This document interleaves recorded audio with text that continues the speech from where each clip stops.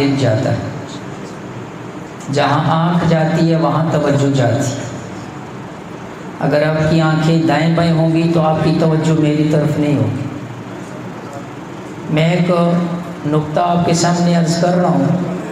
اللہ نے 3 چیزوں کا ذکر کیا، آنکھ، کان اور دل۔ مفسرین نے لکھا کہ آنکھ کان کے ساتھ دل کا ذکر کیوں ہے؟ اس لیے ہے کہ آپ نے اکثر سنا ہوگا کہ لوگ کہتے ہیں کہ بات کو دل کے کانوں سے سنو اور دل کی آنکھوں سے دیکھو۔ اصل دیکھنا اس آنکھ سے نہیں ہوتا ہے۔ اس آنکھ کے ساتھ جب تک دل متوجہ نہیں ہوگا، آپ اکثر کئی دفعہ کسی مجلس کے اندر ایسے جڑ کر بیٹھے ہوئے ہیں، آپ کے ساتھ والا آپ سے بات کر رہا ہے لیکن آپ کا دل دماغ کسی اور سوچ کے اندر ہے، تو کان بہرے نہیں ہیں، آپ کے کانوں نے اس کی بات کو سنا ہے، لیکن جب وہ آپ سے پوچھ لے کہ میں نے کیا بات کی ہے، وہ کہتا ہے جی معذرت ذرا اپنی بات کو دہرائیں، میری توجہ کہیں اور تھی۔ اس سے پتہ چلا کہ یہ کان نہیں سنتا ہے، سنتا ساتھ دل ہوگا تو سنیں گے، اگر توجہ نہیں ہوگی تو کان آنکھیں میری طرف ہوں گی لیکن آپ کو میری بات سمجھ میں نہیں۔ تراویح کی مثال لے لو، امام صاحب قرآن پڑھ رہے ہیں، توجہ کہیں اور ہے، تو کئیوں کو یہ بھی پتہ نہیں چلتا کہ رکعتیں کتنی ہوئی، اس لیے توجہ بڑی عام ہے۔ تو علماء نے لکھا کہ اللہ نے آنکھ اور کان کا ذکر کیا، ساتھ دل کا ذکر کیا، اس لیے کہ آنکھ اور کان تب دیکھنا اور سننا معتبر ہوگا جب دل بھی ساتھ ہوگا۔ تو آج کی اس مجلس کے اندر سب سے پہلے مبارکباد آپ تمام احباب حضرات، حضرت قاری صاحب، بھائی سعید صاحب، ان کے برخوردار، بہت بڑی سعادت، بہت بڑی رب تعالیٰ کی عنایت۔ اللہ جل شانہ نے قرآن کے اندر ایک دعا سکھلائی ہے کہ ہر ماں باپ کی زبان پر وہ دعا ہونی چاہیے، اور اگر یاد نہیں ہے تو ترجمہ یاد کر لو، ربنا حب لنا من ازواجنا وذریاتنا قرۃ اعین، اے اللہ میری ازواج، میری اولاد کو میری آنکھوں کی ٹھنڈک بنا دی۔ ایک بہت بڑے عالم ہمارے KPK کے بہت بڑے شیخ الحدیث، ان کا یہ وظیفہ بھی آپ قیمتی ذہن کے اندر ساتھ لے کر چلے جائیں۔ الحمدللہ جب سے سنا اس پر میرا تو عمل جاری ہے۔ حضرت نے لکھا کہ جب بھی نماز پڑھو، نماز کے بعد التحیات کے اندر جب یہ سنتے نفل اپنی انفرادی نماز پڑھ رہے ہو، تو اس کے بعد جب درود شریف پڑھ کر دعا پڑھ لو۔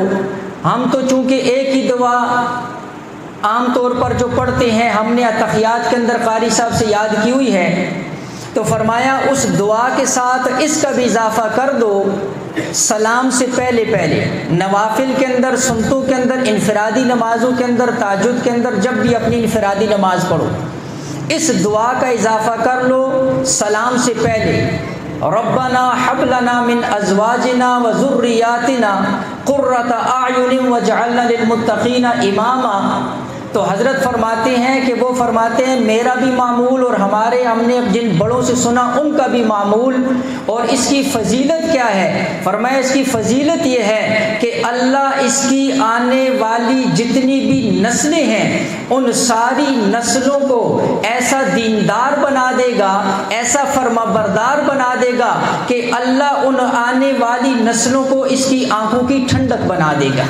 اس لیے اس وظیفے کو جو ہے عمل کے اندر ہم لے آئیں۔ اور جیسے میں نے عرض کیا کہ آنکھوں کی ٹھنڈک، تو اس پر یہ بات عرض کرنے لگا ہوں کہ ساری دنیا کے خزانے، نعمتیں، سونا چاندی، سارے کے سارے کسی کے قدموں میں لا کر ڈھیر کر دو، لیکن وہ والد، وہ باپ جو مسجد کے اندر انٹر ہو، اس کا بیٹا مصلی کے اوپر ہو، اس کا بیٹا ممبر کے اوپر ہو، اس کا بیٹا مصلی پر رب کا قرآن سنا رہا ہو، اللہ کی قسم اس والد سے پوچھو، اس کے قدموں میں دنیا کی ساری نعمتیں لا کر رکھ دو، وہ ساری نعمتیں ایک طرف ہو جائیں، لیکن جب باپ اپنے بیٹے کو مصلی پر قرآن سناتے ہوئے سنے، باپ پیچھے کھڑا ہو، اللہ کی قسم اس باپ کی آنکھوں کی ٹھنڈک اس وقت جو ہوتی ہے، اس باپ کی جو کیفیت ہوتی ہے، وہ باپ ہی محسوس کر سکتا ہے، کوئی اور بندہ محسوس نہیں کر سکتا۔ لہٰذا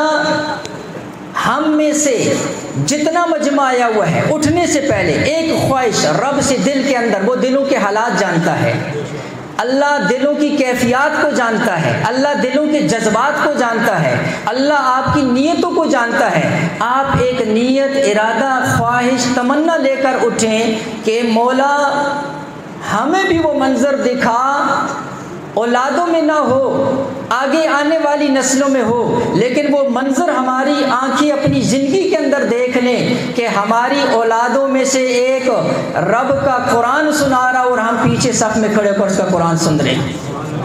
آپ کی نیت ارادے پر اللہ رب العزت کی طرف سے جو ہے قبولیت کا وقت، تاک رات، رمضان، ختم قرآن، اتنی فضیلتیں جمع ہیں کہ ایک مجلس نے یہاں پر بہت سی فضیلتوں کو اکٹھا کیا ہوا۔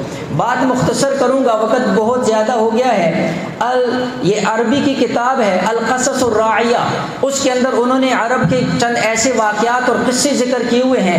اسی پر آنکھوں کی ٹھنڈک پر ذہن کے اندر آیا، فرمایا کہ وہاں پر عرب کے اندر ایک باپ، اللہ نے اس کو ایک اکلوتی اولاد دی ہوئی، اس نے دل میں نیت ارادہ کیا، رب سے دعا کی، مولا میں اس بچے کو قرآن کا حافظ بنانا چاہتا ہوں۔ حدیث کے اندر اللہ کے نبی علیہ السلام نے فرمایا ثلاث دعوات مستجابات لا شک فیہن، تین دعائیں ایسی ہیں جن کو رب تعالیٰ کبھی رد نہیں کرتا، اللہ اس کو ضرور قبول فرماتے ہیں۔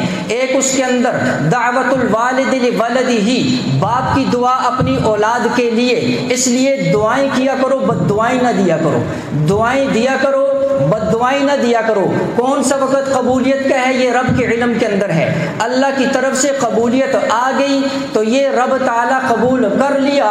جیسے میں نے ابھی بھائی سعید صاحب، حافظ صاحب کے والد صاحب نے بڑی عجیب بات بتائی، اس پر مجھے ایک بڑا پرانا قصہ یاد آ گیا۔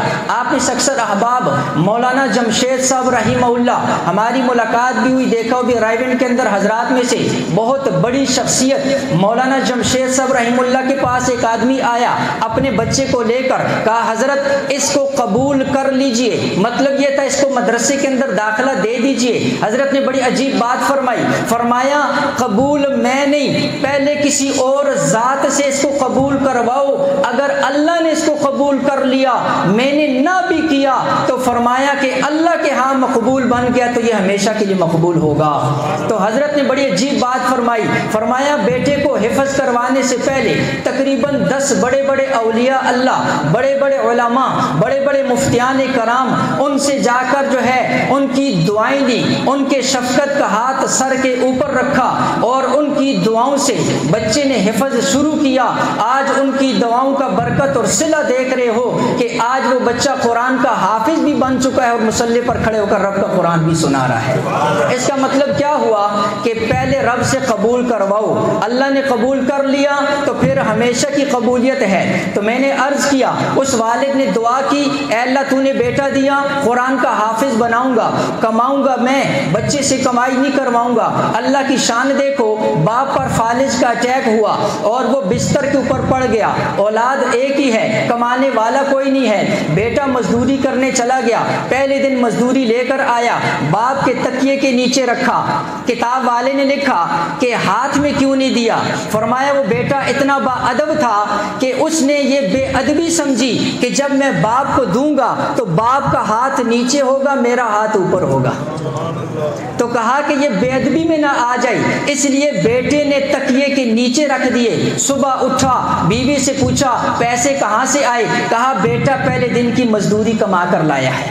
اس کے بعد یہ جولی پھیلائی، کتاب کے اندر لکھا، آسمان کی طرف دیکھا، آنکھوں میں آنسو، کہا مولا میں نے تو نیت یہ کی تھی اس کو قرآن کا حافظ بناؤں گا، لیکن میرے اوپر بیماری آ گئی ہے، میں تو اس کو حافظ بنانے چلا تھا، یہ تو جا کر ادھر دیہڑیاں لگا رہا ہے۔ تو اللہ کی شان، اس وقت قبولیت کا وقت، میں نے کہا دعائیں دیا کرو، اور قبولیت کے وقت کا پتہ کوئی نہیں ہے۔ باپ کی یہ آواز بیٹے کے کانوں کے اندر پڑی، بیٹے نے اسی وقت کھڑے کھڑے نیت کر لی، انشاءاللہ انشاءاللہ باپ کی اس خواہش کو میں پورا کروں گا۔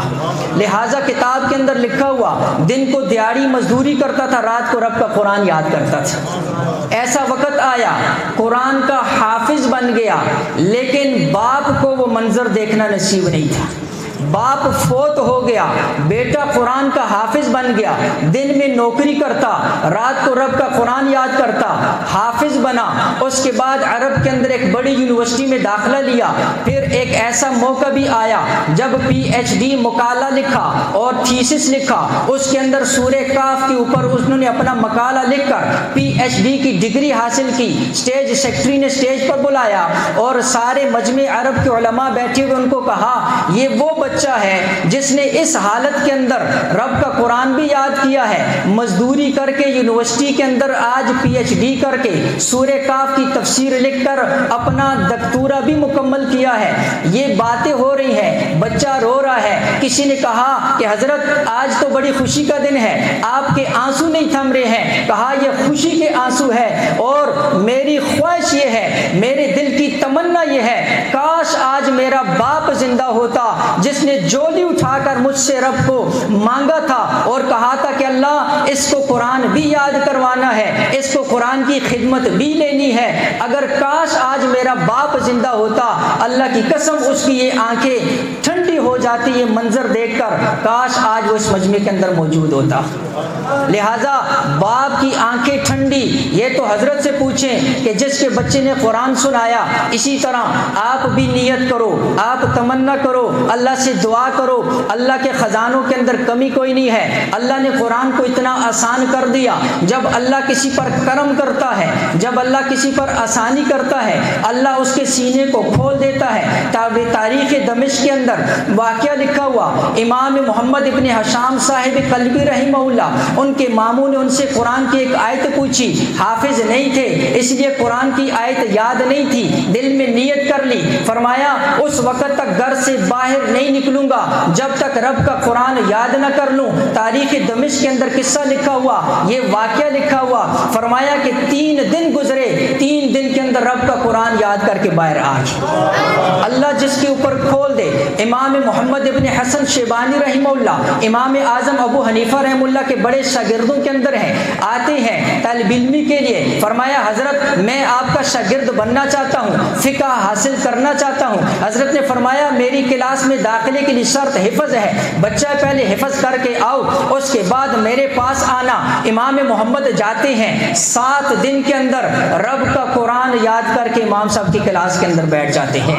اللہ جس پر آسان کر دے۔ اسی طرح امام مناظر احسن گیلانی رحمہ اللہ نے سوانح قاسمی کے اندر واقعہ لکھا، جو امام ہمارے بنیاد دیوبند کے رکھنے والے امام قاسم نانوتوی رحمہ اللہ، حضرت مولانا قاسم نانوتوی رحمہ اللہ، فرمایا حج کے سفر کے اندر ہیں، کشتی کے اندر سفر کر رہے ہیں اور وہاں پر رمضان آ گیا، تراویح کے اندر حافظ صاحب تراویح کے اندر بندہ آگے ہوا، چھوٹی مختصر صورتوں سے تراویح ہوتی ہے۔ حضرت کے دل میں خیال آیا حافظ کوئی نہیں ہے، اس لیے فرمایا کتاب کے اندر لکھا ہوا حضرت نے دن کو سپارہ یاد کرتے تھے، رات کو اس کو تراویح کے اندر سناتے تھے۔ جس طرح آج 27ویں شب کے اندر آپ کا قرآن مکمل ہوا، اسی طرح حضرت نے روزانہ 1 سپارہ یاد کر کے 27ویں شب کو پورا قرآن جو ہے تراویح کے اندر سنا دی۔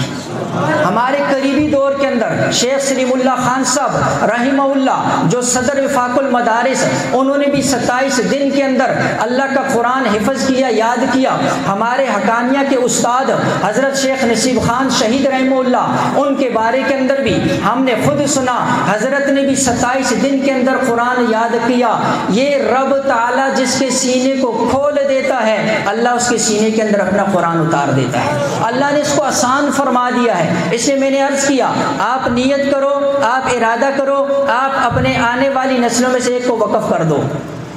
اور یہ جو جدید قسم کے پڑھے لکھے جاہل، میں ان کو کہتا ہوں پڑھے لکھے جاہل، جدید قسم کے دانشور اور سکالر، سوشل میڈیا کا دور ہے، باطل اپنی پوری طریقے سے جو ہے نا جی حاوی ہے، وہ اس میڈیا کو استعمال کر کے، اس لیے اس وقت میڈیا وار اس کو کہتے ہیں، تو وہ کیا ذہن کے اندر ڈالتے ہیں، اگر بچوں کو جو ہے نا یہ حفظ پر لگا دیا، یہ بچہ سارا زندگی چندے وصول کرے گا، یہ بچے وظیفے کھائے گا، چندے کھائے گا، اور یہ معاشرے کے اندر کوئی اہم کردار ادا نہیں کرے گا۔ لیکن بڑی عجیب بات ہے، جب علماء چندہ اپنے لیے نہیں، مسجد کے لیے، اپنے لیے نہیں، مدرسے کے لیے، اپنے لیے نہیں، قوم کے بچوں کے لیے، اس وقت آپ کے علم میں ہونا چاہیے 10 لاکھ حفاظ وفاق المدارس العربیہ کے اندر 10 لاکھ حافظ حفظ کر کے فارغ ہو چکے ہیں، اور اس وقت پوری دنیا کے اندر یہ عالمی ریکارڈ بن چکا ہے۔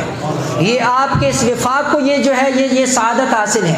کہتے ہیں جی کیا کیا ہے، امت کو کیا دیا ہے، قوم کو کیا دیا ہے، یہی تو دیا ہے۔ ہر بیٹھک کے اندر الحمدللہ قرآن کی تراویح ہو رہی ہے، حضرت نے بھی بتایا، ایک بچہ یہاں پر سنا رہا ہے، ایک بچہ گھر کے اندر سنا رہا ہے۔ مساجد کم پڑ گئی ہیں، حفاظ زیادہ ہو گئے ہیں، اور جگہ کم پڑ گئی ہیں۔ آپ جاؤ، آپ میدانوں کے اندر حفاظ کھڑے ہیں، بیٹھکوں کے اندر حفاظ کھڑے ہیں، گھروں کی چھتوں کے اوپر حفاظ کھڑے ہیں، اللہ کا قرآن سنا رہے ہیں۔ کہتے جی کیا کیا ہے، آؤٹ پٹ کیا ہے، علماء نے کیا دیا ہے، علماء نے یہ دیا ہے، علماء نے آپ کو، مدارس نے آپ کو حفاظ دیے ہیں، علماء دیے ہیں، مفسرین دیے ہیں، محدثین دیے ہیں، شیوخ دیے ہیں۔ آج دیکھو شیخ الاسلام حضرت مفتی تقی عثمانی صاحب، دنیا کے جو 10 بڑے مؤثر ترین لوگ ہوتے ہیں، آج ترکی کا صدر بھی پیچھے ہے، آج سعودیہ کا صدر بھی پیچھے ہے۔ اگر دنیا کے 10 مؤثر ترین انسانوں میں سب سے پہلا نمبر کسی کا آتا ہے تو شیخ الاسلام مفتی تقی عثمانی صاحب کا نمبر آتا ہے۔ یہ مدارس نے آپ کو دیا ہے۔ کہتے ہیں مدارس نے دیا کیا ہے، پھر موازنہ کرو، چلو مقابلہ کرتے ہیں، چلو تقابل کرتے ہیں، آپ کی یونیورسٹی نے کیا دیا ہے۔ ہم اس چیز کے مخالف نہیں ہیں، الحمدللہ میں خود عصری ادارہ چلا رہا ہوں، میں خود اسکول چلا رہا ہوں، بات یہ نہیں ہے، لیکن بات تقابل کی ہے۔ وہ بات جب اعتراض کریں گے جواب تو ملے گا۔ جب تم اعتراض کرو گے کہ چندے کھائیں گے تو پھر ہم بھی کہیں گے تمہارے ٹرسٹ کس سے چلتے ہیں، تمہاری یونیورسٹیاں کیسے چلتی ہیں، تمہارے بڑے بڑے ادارے کیسے چلتے ہیں۔ ہاں صرف نام چینج کر دیا، مولوی لے تو تم کہتے ہو چندہ ہے، جب تم لیتے ہو تو کہتے ڈونیشن ہے۔ بات ایک ہی ہے، تم لیتے ہو تو ڈونیشن بن جاتا ہے، مولوی لے تو چندہ بن جاتا ہے۔ تمہاری ڈونیشن تمہارے اوپر لگتی ہے، لیکن مولوی کی ڈونیشن بھی تمہارے اس امت اور عوام کے بچوں کے اوپر لگتی ہے۔ لہٰذا حضرت تھانوی رحمۃ اللہ علیہ نے بڑی عجیب بات لکھی ہے اپنی کتاب کے اندر، فرمایا ہم پر اعتراض کرتے ہیں تم چندوں سے چلتے ہو، فرمایا مجھے بتاؤ اس ملک کا جو وزارت خزانہ ہے، جو وزارت خزانہ ہے، جو وزیر خزانہ ہے، جو وزیر اعظم ہے، جو صدر مملکت ہے، ان کو جو تنخواہیں ملتی ہیں یہ کہاں سے ملتی ہیں؟ بات ایک ہی ہے، تم ہمیں کہتے ہو چندوں سے چلتے ہیں، تو ہم بھی یہ سوال اور یہ جواب رکھتے ہیں کہ حکومتیں بھی پھر چندے سے چلتی ہیں۔ اگر چندہ لینا بری بات ہے، اگر تم چندے کی وجہ سے علماء پر، مدارس پر اعتراض کرتے ہو تو یہ اعتراض تو سب سے پہلے پھر حکومتوں کے اوپر بھی ہوگا۔ حکومتیں بھی تو چندے سے چلتی ہیں۔ یہاں پر فرق اتنا ہے کہ یہاں پر نام چندے کا دے دیا، وہاں پر نام ٹیکس کا دے دیا۔ اس کو چندہ کہہ دیا، اس کو ٹیکس کہہ دیا، فرق کوئی نہیں ہے۔ ہاں فرق یہ بڑا ہے کہ یہ لے کر آپ کے بچوں کے اوپر لگاتے ہیں اور وہ لے کر پھر پتہ نہیں کہاں پر لگاتے ہیں۔ بہرحال ہمارا یہ موضوع نہیں ہے۔ میں نے عرض کیا اللہ رب العزت نے قرآن کی بڑی دولت نعمت عطا فرمائی ہے، لہٰذا اس قرآن نے مجھے اور آپ کو سب سے پہلے رب کا تعارف کروایا۔ جیسے یہاں پر حضرات نے بڑی پیارے انداز کے اندر آپ کو حمد بھی سنائی، آپ کو مصطفیٰ صلی اللہ علیہ وسلم کی سیرت بھی سنائی، ان کی صورت کا تذکرہ بھی کیا، ان کی صفات کا تذکرہ کیا، صحابہ کا تذکرہ، اہل بیت کا تذکرہ۔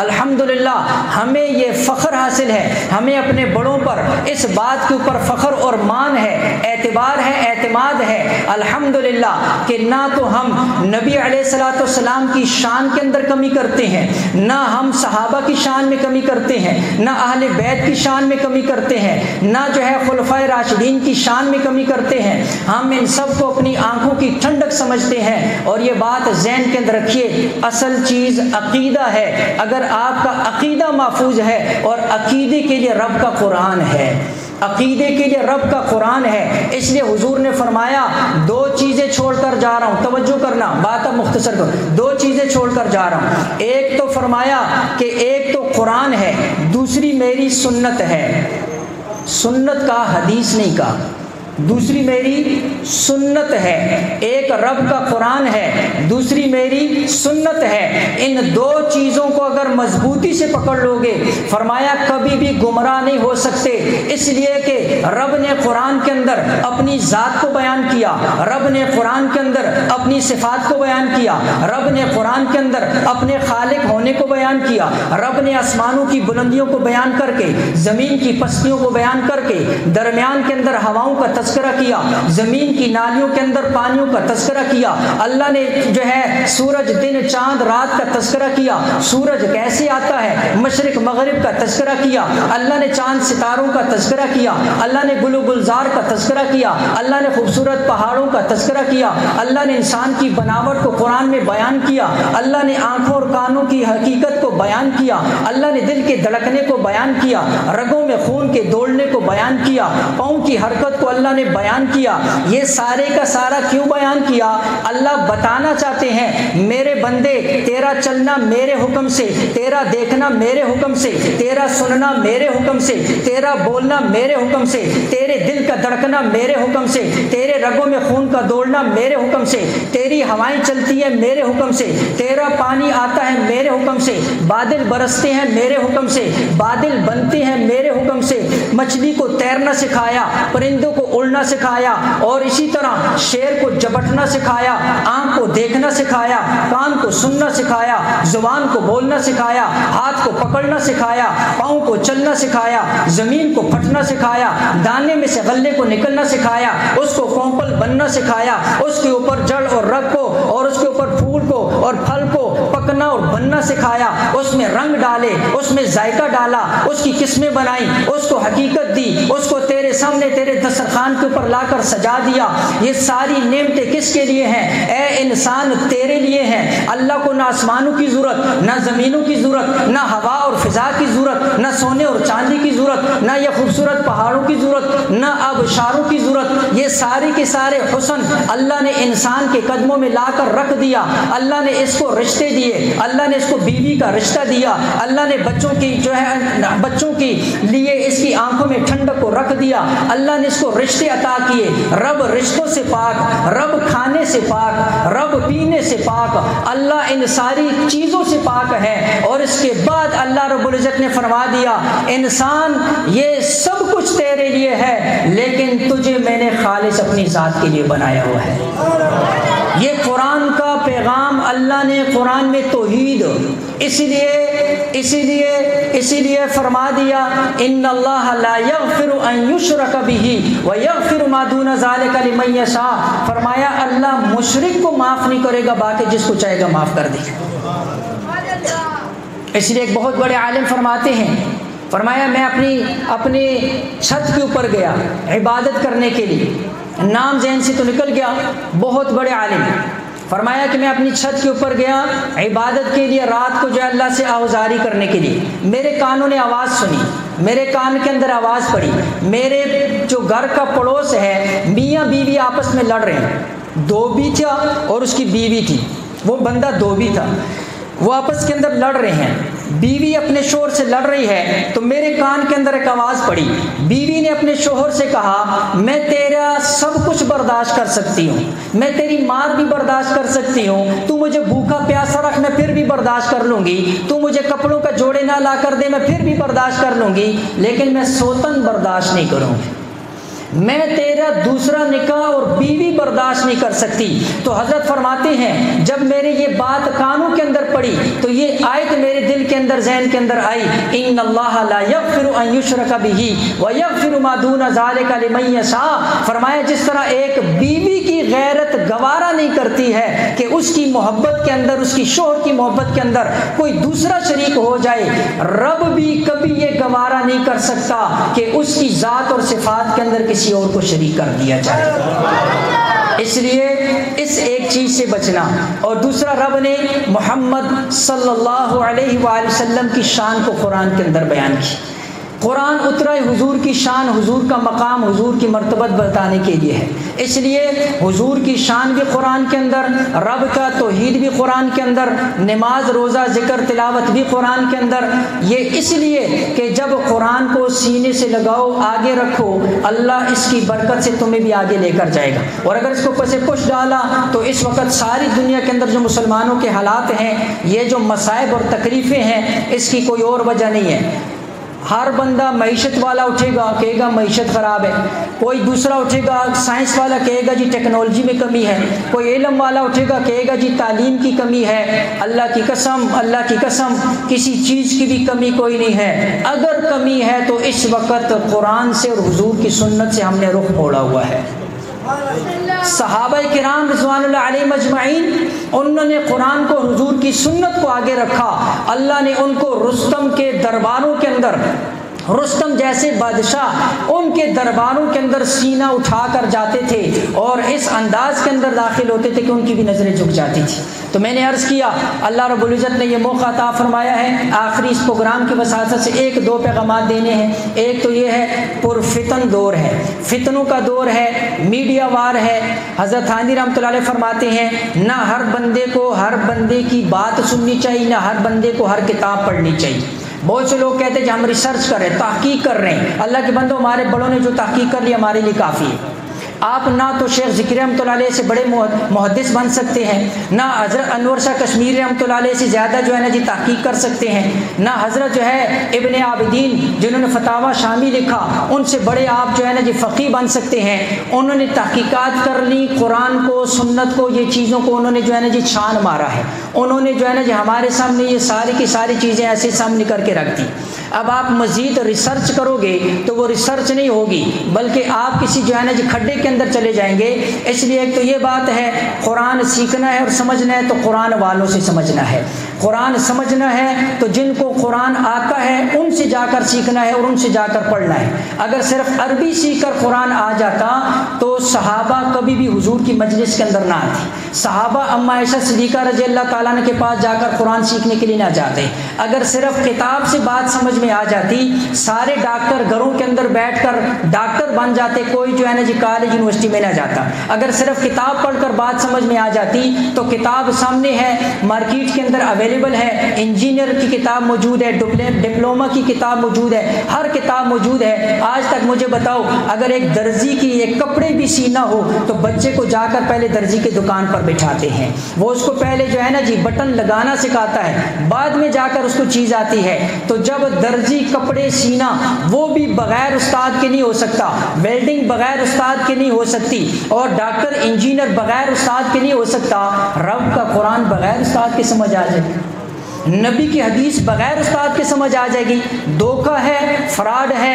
اس لیے میرے بھائیو، حضرت مفتی شفیع صاحب رحمۃ اللہ نے لکھا اللہ نے کتاب اللہ بھی اتاری، کتاب اللہ نے رجال اللہ بھی اتارے۔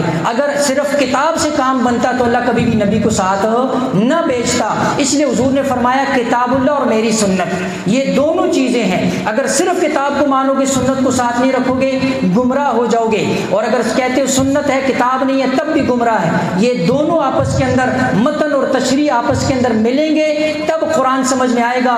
اقیم الصلاۃ تو ہے، پڑھنی کیسی ہے؟ حضور نے جس طرح پڑھ کے دکھائی اس طرح پڑھنی ہے۔ اس لیے یہ دونوں چیزیں ہیں۔ ایک تو یہ بات ہے، تو صرف یہ اشتہار دیکھ کر خود گھر میں بیٹھ کر جی قرآن سیکھیں جی، گھر میں آن لائن کورس کر کے جی قرآن سیکھ لیں جی، نہ جو ہے نا جی تمہیں کہیں جانا پڑا، نہ تمہیں کوئی سختی تکلیف برداشت کرنی پڑی۔ امام بخاری کا نام لے تو ذرا ان کے تذکرے پڑھو، وقت مختصر ہے، اور بڑے بڑے علماء کا نام لے تو جا کر ان کا قرآن پڑھو۔ امام شافعی رحمۃ اللہ کے بارے میں آتا ہے، فرمایا کہ میں نے ایک مسئلے کے لیے 300 دفعہ اول سے آخر قرآن کو پڑھا، ایک مسئلہ تلاش کرنے کے لیے۔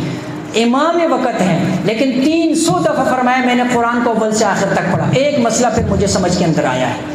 تو وہ حضرات تھے محنتوں کرنے والے۔ آج ہمیں تیار ملا ہوا ہے، ہمارے بڑے اکابر علماء موجود ہیں، ہمارے الحمدللہ جو ہے جماعت کی شکل کے اندر چلتا پھرتا مدرسہ موجود ہے۔ ہر عمر والا، ہر شعبے والا، ہر طبقے والا اس مدرسے کے اندر جا کر اپنی اصلاح کروا سکتا ہے۔ رب تعالیٰ نے یہ اعزاز بھی علماء دیوبند کو عطا فرمایا ہے کہ آج جماعت کی شکل کے اندر پوری دنیا کے کونے کونے، محلے محلے، گلی گلی کے اندر رب کا قرآن بھی پہنچ رہا ہے۔ مدارس کی برکات بھی جماعت کی وجہ سے ہے، جماعت کی محنت کی وجہ سے ان کی اولادیں آگے جو ہے نا جو مدارس کے اندر جا رہی ہیں۔ یہ ہمارے جو جن حافظ صاحب کے والد ہیں، ان کا بھی جماعت کے ساتھ وقت، اس کی برکت سے جو ہے نا کہ اللہ نے بچے کو بھی قبول کیا۔ آپ جدھر بھی جا کر کسی بچے سے جا کر پوچھیں، آپ کو پتہ چلے گا مدرسے کے اندر آیا ہے تو اپنے باپ، چچا، ماموں کی محنت کی وجہ سے آیا ہے۔ اس لیے یہ سارے اعزازات اس وقت اللہ نے ہمارے بڑوں کو عطا فرمائے، تو ہم ان پر اعتماد بھی کریں گے، اعتقاد بھی رکھیں گے انشاءاللہ۔ اللہ کی ذات سے امید رکھیں کہ جس طرح صحابہ کرام کی وہ لڑی ہے، انہی حضرات کے پیچھے چلتے ہوئے انشاءاللہ ہم بھی صحابہ کرام کی صف کے اندر شامل ہو جائیں گے۔ تو لہٰذا یہی آج کا پیغام تھا، یہی آج کی مجلس کی جو ہے نا جو بات ہے، تو وہ میری پہلی والی بات کو ذہن کے اندر رکھیے گا، نیت ارادہ کریں اور اللہ رب العزت سے دعائیں کریں، اللہ سے مانگیں کہ کوئی ایک کم از کم ایسا ہو جو آپ کے پیچھے ہاتھ اٹھا کر رب ارحمہما کما ربیانی صغیرہ کی دعا کرنے والا ہو۔ ایک کو چھوڑ کر جاؤ، اولادوں کو صرف کمائی کی مشینیں نہ بناؤ، اولادوں کو صرف پیسوں کی مشینیں نہ بناؤ، اولادوں کو نیکیوں کی مشینیں بناؤ، تاکہ آپ قبروں کے اندر ہوں، پیچھے جو ہے نا جی کوئی آپ کا ذکر کرنے والا، آپ کے لیے صدقہ خیرات کرنے والا، آپ کے لیے کوئی دعائیں کرنے والا، جب اس کے ہاتھ اٹھیں گے نا پہلی دعا وہ آپ کے لیے کرے گا۔ جو تابعدار اولاد ہوتی ہے، فرما بردار ہوتی ہے، جن کو دین سکھایا ہے، جب وہ قرآن کی صرف ایک سورت بھی پڑھے گا، سورت کے بعد وہ کہے گا مولا اس کا ثواب میں اپنے والد کو ایصال کرتا ہوں۔ تو یہ کم از کم ایک پیچھے چھوڑ کر جائیں، تاکہ جو ہے نا جو آپ کا عمل نامہ جو ہے خبر کے اندر بھی جاری رہے۔ اللہ جل شانہ سمجھ کر عمل کی توفیق عطا فرمائے۔ وآخر دعوانا